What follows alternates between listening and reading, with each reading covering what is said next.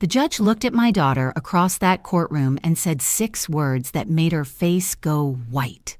The adoption is granted and finalized. After 15 years of raising the grandson she abandoned, after she waltzed back into our lives demanding him like he was a piece of property, after everything she put us through, I finally had the one thing she couldn't take away: legal proof that he was mine. My name is Barbara, though everyone calls me Barb. I'm sitting here in my kitchen in Ohio, the same kitchen where I made countless school lunches and helped with homework projects for my grandson. Before I tell you the story, I'd love to know, where are you watching from today? Drop a comment and let me know. I always wonder who's out there listening to an old woman's story. Now I need to take you back 15 years to understand how we got to that courtroom, back to the night my entire world changed. It was November 2008. The economy had just crashed, people were losing everything, and I was sitting in my living room and watching the evening news when my phone rang. It was 11:47 p.m. I remember because I looked at the clock and thought, nothing good comes from a call this late. It was my daughter, Jennifer. I hadn't heard from her in 3 months. "Mom," her voice was shaking, "I need you to come get him."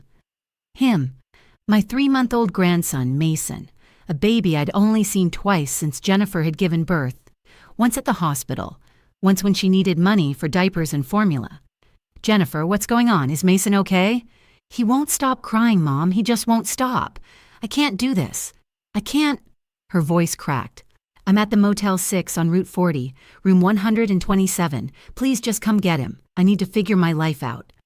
I was in my car within 5 minutes, still in my nightgown with a coat thrown over it. The 20-minute drive felt like hours. When I knocked on that motel room door, what I saw broke something in me. The room was filthy. Fast food wrappers everywhere, empty soda cans on every surface, cigarette butts overflowing from ashtrays. The smell hit me first. Stale smoke mixed with something sour I couldn't identify. And there in a car seat on the floor, not even on the bed, was Mason, my grandson. Crying so hard his little face was purple, his tiny fists clenched, wearing a onesie that looked like it hadn't been changed in days.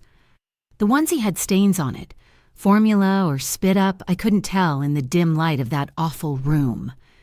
Jennifer was pacing by the window, wouldn't even look at me. She was 23 years old, my only child, and she looked like a stranger. Her eyes were bloodshot, dark circles underneath them. Her hands were shaking, and she kept running them through her unwashed hair. She'd lost weight, too much weight.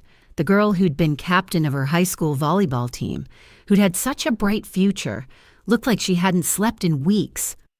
"How long has he been crying like this?" I asked, already moving toward Mason. "I don't know, hours? Mom, I just need a break. Just take him for a few days while I get my stuff together. I met this guy, Derek, and he's got a job opportunity in Phoenix. Fresh start, you know? But I can't bring a baby. Not yet." I picked Mason up and the smell hit me. When was the last time she'd changed him? I found his diaper bag, mostly empty except for 2 diapers and a half-empty bottle of formula that was warm to the touch. "A few days," I repeated, bouncing Mason gently. His cries were starting to quiet down just from being held. "Jennifer, look at him. When did you last feed him?" She shrugged. Actually shrugged. "This morning, I think? Mom, don't look at me like that. You don't understand the pressure I'm under. I never wanted to be a mom this young. Tyler," she meant Mason's father, "he took off the second I told him I was pregnant. I've been doing this alone." "You haven't been doing it at all," I said quietly. "Has he seen a doctor lately? His 3-month checkup?" Another shrug. That's when I knew. This wasn't temporary. A mother who cares doesn't shrug when asked about her baby's medical care. A mother who's coming back doesn't look at her son like he's a burden she can't wait to shed. "How long are you going to be gone?" I asked. "I don't know, a month, maybe 2. I'll call you, okay? I promise." She was already grabbing her purse, her jacket. "You're so good with babies, Mom. You always were. He's better off with you anyway." And just like that, she was gone. Left me standing in that motel room holding her 3-month-old son, with nothing but a half-empty diaper bag and a car seat that had stains I didn't want to identify. I should have chased after her, should have demanded more answers. But Mason had started crying again, and honestly, I was relieved she was gone. At least now I could take care of him properly. That night, I stopped at a 24-hour Walmart, bought diapers, formula, baby clothes, bottles, everything. Spent $300 I didn't really have. I was living on my late husband's pension and my part-time job at the library. But what choice did I have? When I got Mason home and finally got him cleaned up, changed, and fed, I discovered something that made my blood run cold. He had a diaper rash so severe it had started to bleed. His little legs were covered in it. How long had she left him in dirty diapers? I called Jennifer's phone 17 times over the next 3 days. It went straight to voicemail. On day 4, I got a text. "Can't talk now, things are crazy. Mason okay? Tell him Mama loves him." Tell him Mama loves him. He was 3 months old. He couldn't even hold his own head up yet. The weeks turned into months. I called Child Services, reported the situation.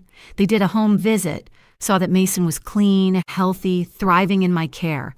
They tried to locate Jennifer. Her phone was disconnected. The address she'd given them, an apartment in Cleveland, she'd been evicted from months ago. I took Mason to the doctor, got him caught up on his vaccinations, started him on solid foods when he was ready, watched him roll over for the first time, sit up, crawl, take his first steps. Every milestone that Jennifer was missing by choice. I didn't have much money. I had to quit my library job because daycare for an infant cost more than I was making. $800 a month for basic care, and that was the cheapest option I could find. We lived off my pension, $1,400 a month from my late husband's railroad retirement. After the mortgage, utilities, and basic expenses, there wasn't much left. Some months were so tight I'd skip meals to make sure Mason had everything he needed. I remember crying in the grocery store when I had to put back the good diapers and get the cheap ones that gave Mason a rash. Remember choosing between buying him new shoes, his feet grew so fast, or paying the electric bill in full. I'd pay half the bill and pray they wouldn't shut off our power. I learned to be creative. I shopped at thrift stores for his clothes, found a church that did a free clothing exchange every month. I'd clip coupons, buy generic everything, water down his juice to make it last longer. The library became our second home because it was free entertainment. Story time, puppet shows, air conditioning in the summer. I'd check out stacks of picture books and read them to him until he had them memorized. But we managed. We always managed. Because that's what you do when you love someone. And honestly, we had something money couldn't buy. We had each other and we had joy. I taught him his ABCs using magnetic letters on the refrigerator. We'd make up silly songs about numbers and colors. When he was scared of thunderstorms, we'd build blanket forts in the living room and tell stories until the storm passed. When he learned to ride a bike, a secondhand one from a yard sale that I'd repainted blue, I ran beside him for hours in the summer heat until he got it. And when he finally rode on his own, we both cried happy tears. He'd help me in the garden, his little hands getting dirty as we planted tomatoes and green beans. We'd sit on the porch in the evening, eating popsicles and watching the fireflies. Simple things that didn't cost money but made a childhood rich. Every birthday, I'd bake him a cake from scratch. His favorite was chocolate with vanilla frosting. We couldn't afford big parties, but we'd invite a few friends from school, play games in the backyard, and he was always happy. He never complained about what we didn't have because he didn't know any different, and because he knew he was loved. When Mason was 2 years old, Jennifer called. Out of nowhere, just called like no time had passed at all. "Hey, Mom, how's my baby boy?" The casual tone of her voice made me want to scream. "He's not a baby anymore, Jennifer. He's 2. He walks, he talks, he calls me Mama." Silence on the other end. Then, "Oh, that's good. Look, I've been meaning to call. Things got crazy. Derek and I split up. I'm back in Ohio now. Different city, though. I got a job at a casino. Things are looking up." "Do you want to see him?" I asked, my heart pounding. "Oh, sure. Yeah, soon. I just need to get settled first, you know? Maybe in a few months." She didn't call again for another year. This became the pattern. Radio silence for months, sometimes over a year, then a sudden call. Always with excuses, always promising to visit soon, never following through.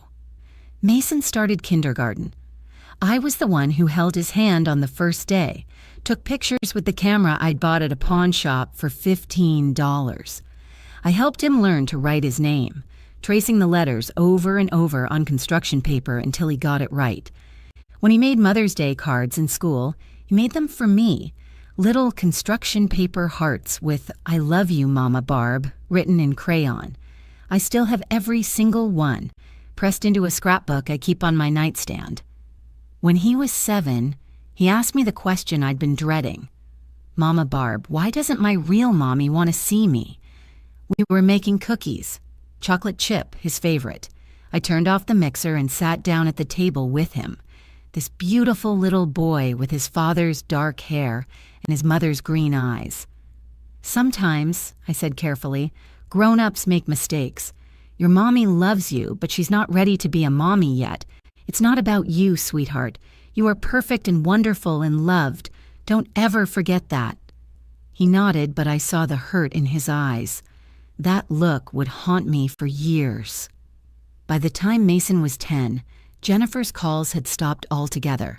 I tried to track her down through social media, found profiles that looked like her but couldn't be sure, sent messages that went unanswered. Part of me was relieved. Mason had stopped asking about her. We had our routine, our life. I went to every school concert, every parent-teacher conference, every baseball game. I learned how to help with Common Core math even though it made no sense to me.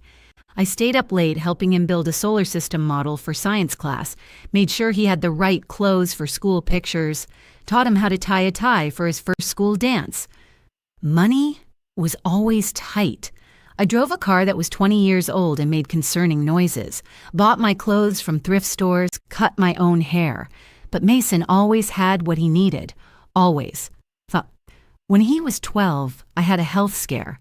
Ended up in the hospital with what they thought might be a heart attack. Turned out to be severe stress and exhaustion, but it scared us both. Mason sat by my hospital bed, holding my hand, this nearly teenage boy trying so hard to be brave. "I can't lose you, Mama Barb," he whispered. "You're all I've got." "I'm not going anywhere," I promised him. "We're a team, you and me. Always have been, always will be." Looking back, I think that hospital stay was what made me realize I needed to make it official. I needed to adopt Mason legally. If something happened to me, what would happen to him? Jennifer was still his legal mother. She could show up and take him, put him in foster care, anything. The thought kept me awake at night. But adoption costs money. Lawyer fees, court costs, everything. Money I didn't have. I started saving what I could, putting away $20 here, $30 there. At that rate, it would take years to afford a lawyer. Then Mason turned 13 and everything changed.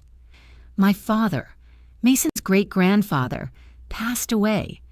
He'd been in a nursing home for the last 5 years of his life, and we'd visited him every Sunday. Dad loved Mason, called him his little buddy. When the Alzheimer's got bad, Mason would sit with him and tell him stories, hold his hand, show him endless patience.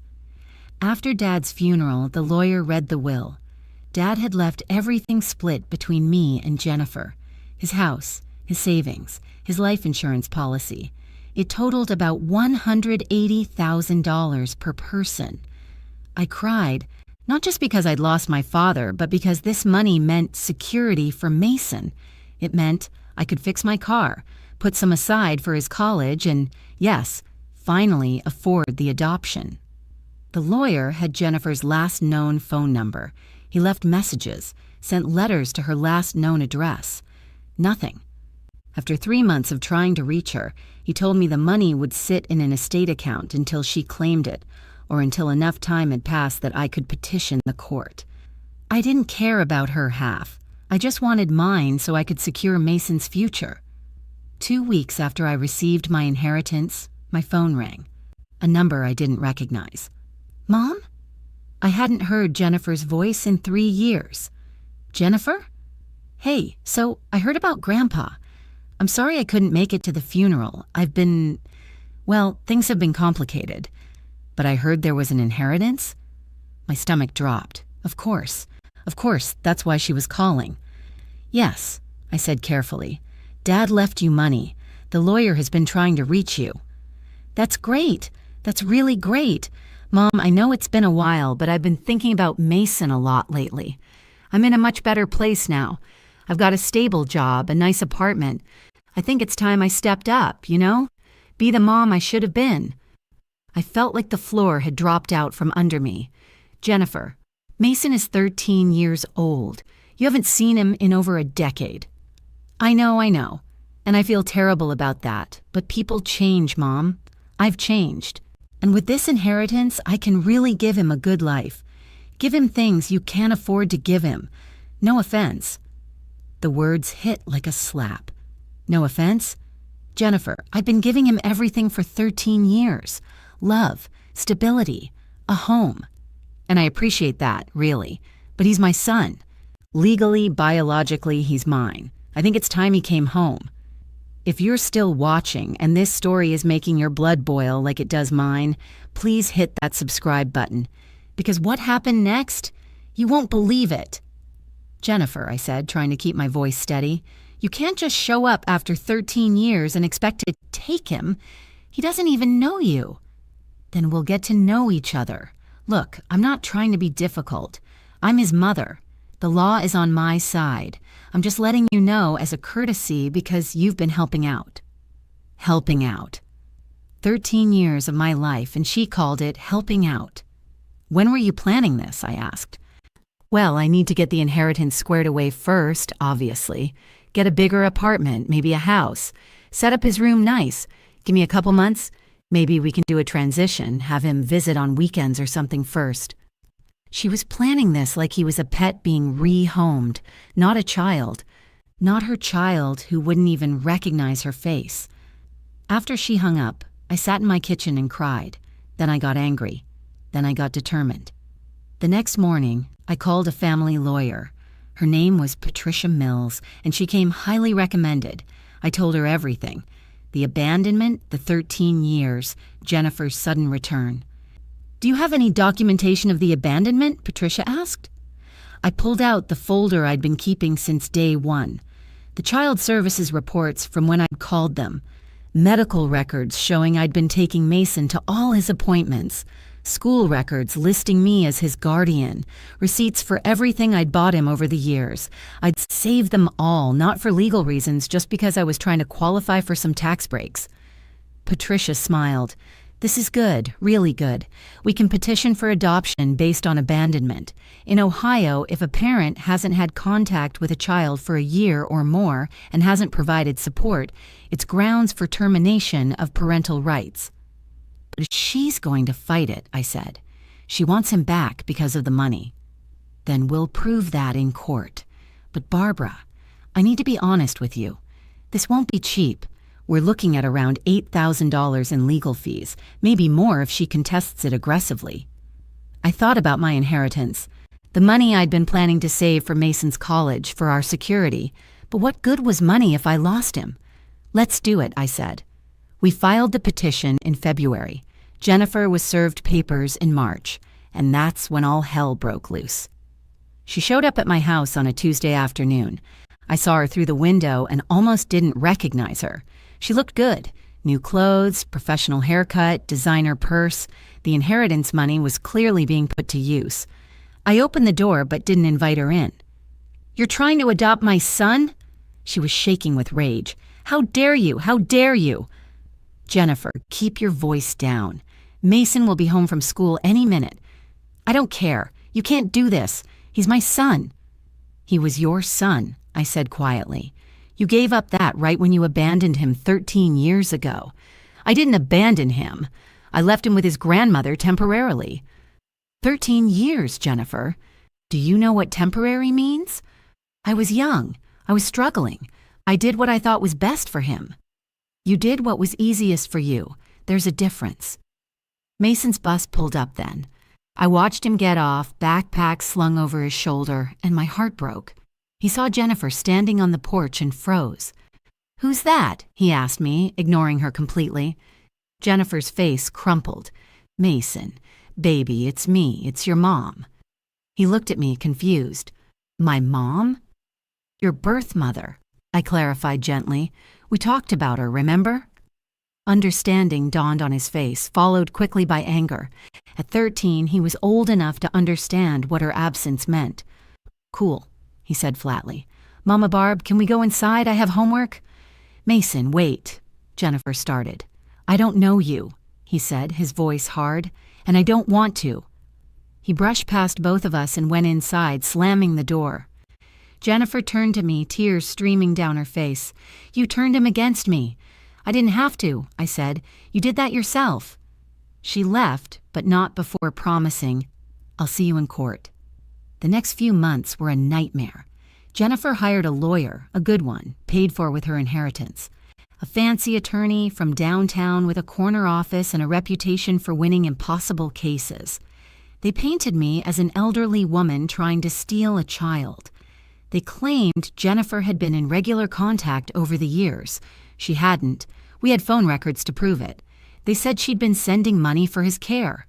She hadn't. Not a single check. Not a single dollar. They brought up my age, 67, and suggested I wasn't capable of raising a teenager. Her lawyer actually argued in court documents that I might not live long enough to see Mason graduate high school. Can you imagine? Using my mortality as a weapon against me. They demanded a custody evaluation. A court-appointed psychologist interviewed all of us.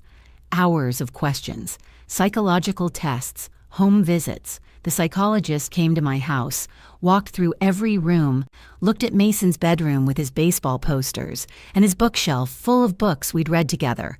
She interviewed all of us separately and together. When she interviewed Mason, I wasn't allowed in the room. I paced the waiting room for 2 hours, terrified of what questions they were asking him, worried that somehow they'd twist his words or confuse him. When he came out, he was crying, not because the interview was hard, but because he was scared. "She asked me where I want to live," he told me in the car. "I said with you. But Mama Barb, what if they make me go with her? What if the judge says I have to?" "That's not going to happen," I promised, praying I was right. "We have a good lawyer. We have the truth on our side." "But she's my real mom. Doesn't that matter?" "You know what matters?" I pulled the car over and turned to face him. "Love matters. Being there matters. She might be your biological mother, but I'm the one who raised you. I'm the one who loves you, and no judge is going to ignore 13 years of that." The custody evaluator's report came back in our favor. She noted Mason's clear bond with me, his comfort and security in my home, and the fact that Jennifer was essentially a stranger to him. She recommended that if any custody was granted to Jennifer, it should be supervised visits only, with primary custody remaining with me. But Jennifer wasn't giving up. Her lawyer argued that with her newfound financial stability, she could provide a better life for Mason. Better schools, opportunities, things I couldn't afford. That hurt, because it was partially true. With my fixed income, I couldn't give Mason everything. We'd never taken a real vacation. He wore secondhand clothes. Our house was old and needed repairs I couldn't afford. But he was happy. He was loved, and I'd be damned if I let anyone say that wasn't enough. The court date was set for August, 6 months after we'd filed. Those 6 months felt like years. Jennifer tried to see Mason twice more. Both times he refused. She sent gifts, expensive ones, an iPad, designer shoes, video games. He left them unopened in the garage. "I don't want her stuff," he told me. "I just want her to go away." My lawyer prepared me for trial. We had our evidence organized. Every document, every receipt, every school paper I'd saved with my signature on it. We had witnesses lined up.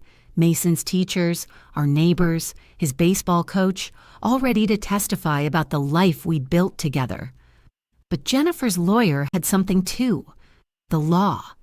The biological reality that Mason was her son, the fact that she'd never had her parental rights legally terminated, the argument that 13 years ago she'd been a struggling young woman who'd made a hard choice, and now she was ready to make it right.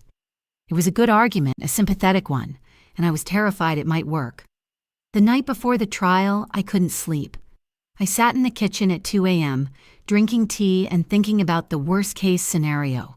What if I lost? What if they gave her custody? Would Mason ever forgive the system? Would he ever forgive me for not fighting hard enough? Mason came downstairs, couldn't sleep either. "Hey, kiddo," I said. "Want some hot chocolate?" He nodded and sat across from me. We made the hot chocolate together, the way we had 100 times before, adding extra marshmallows because why not? "Mama Barb," he said quietly, if the judge says I have to go with her, I'll run away. I swear I will. I'll find a way back to you." "That's not going to happen. But if it does, I need you to know you're my real mom, not her, you, and nothing some judge says will change that." I hugged him. Then, this boy who was nearly as tall as me now, and let myself cry. The courthouse was intimidating. All marble and wood paneling and echoing footsteps. The building itself felt designed to make you feel small, insignificant. Jennifer was already there with her lawyer, dressed in a perfect navy suit that probably cost more than my entire wardrobe.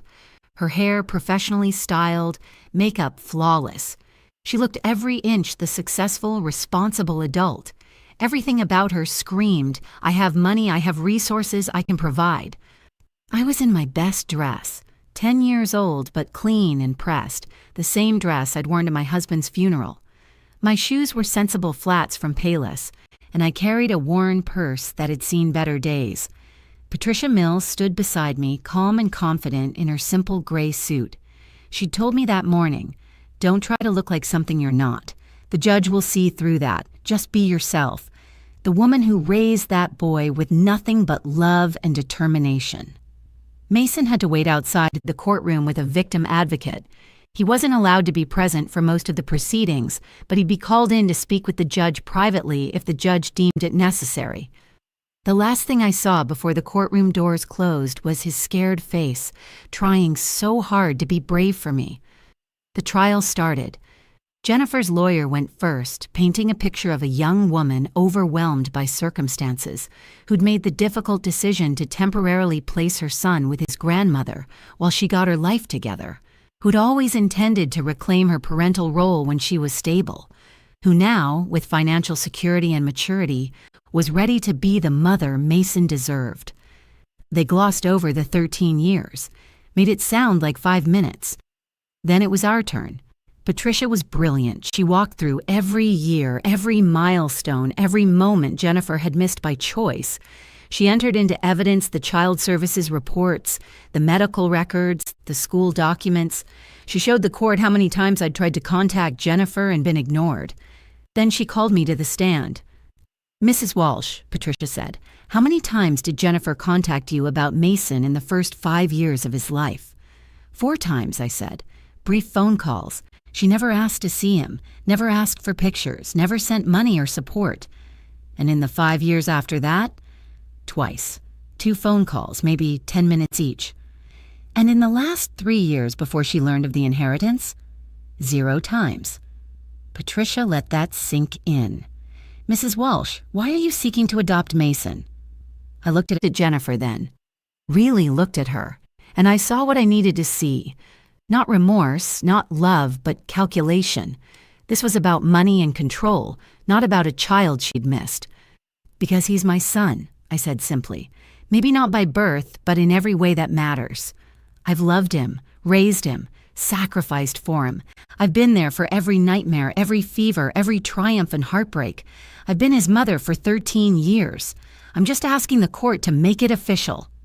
Jennifer took the stand next. Her lawyer tried to rehabilitate her image, but Patricia's cross-examination was devastating.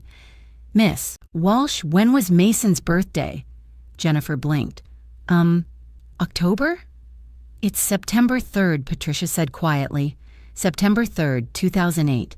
When was his last doctor's appointment? I don't know. Recently? 2 weeks ago. He had a physical for baseball tryouts. What position does he play? Silence. Shortstop, Patricia supplied. What's his favorite subject in school? More silence. History. Specifically, World War II history. He did a project on D-Day that won first place in the school fair. Were you aware of that? No, but what size shoe does he wear? What's his best friend's name? What's he allergic to? What does he want to be when he grows up? Jennifer couldn't answer a single question, and everyone in that courtroom could see it. She didn't know her son because she'd never bothered to try. The judge called for a recess. When we came back, he wanted to speak with Mason privately, just the judge and Mason in his chambers. Mason was in there for 45 minutes. When he came out, his eyes were red, but his face was determined. We reconvened in the courtroom. The judge looked tired, like this case had weighed on him. I've reviewed all the evidence, he began. I've listened to the testimony. I've spoken with Mason. This is not an easy decision because the law generally favors preserving parental rights. But the law also requires us to consider what's in the best interest of the child. He looked at Jennifer. Miss Walsh, I believe you when you say you care about your son. But caring is not enough. Being a parent requires presence, sacrifice, and unconditional love. For 13 years, you chose not to be present in Mason's life. You had opportunities. You had the ability to call, to visit, to be involved. You chose not to take those opportunities. Jennifer was crying now. The judge turned to me. Mrs. Walsh, I've seen the evidence of your dedication to this child. I've seen 13 years of love documented in school papers and medical records and photographs. I've spoken with a young man who is articulate, well-adjusted, and clear about where his home is and who his mother is. My heart was pounding so hard I thought I might pass out.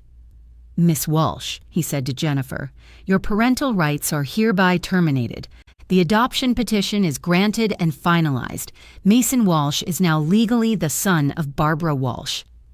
The courtroom erupted. Jennifer was screaming. Her lawyer was trying to calm her down, and I just sat there in shock. It was over.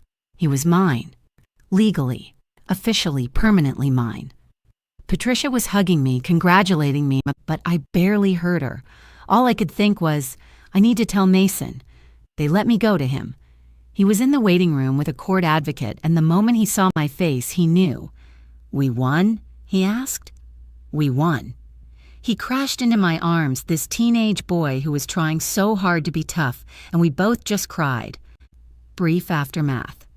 That was 3 months ago. We went home that day and ordered pizza, his favorite, with pepperoni and extra cheese. We watched stupid movies and didn't talk about the trial or Jennifer or any of it. We just were. Jennifer tried to appeal, but her lawyer told her it was pointless. The judge's ruling was solid. She sent a few angry emails that my lawyer advised me to ignore. Eventually, they stopped. The inheritance money is in a college fund for Mason now. Some of it went to the adoption fees, but what's left will help give him the future he deserves. He still calls me Mama Barb. I'm having his birth certificate reissued with my name as his legal mother. Sometimes I look at it and can't believe it's real. Hey, people ask me if I regret the years of struggle. The money I spent, the life I put on hold to raise him. The answer is simple. Not for 1 second. Mason is my son. He always has been. Now the world knows it too.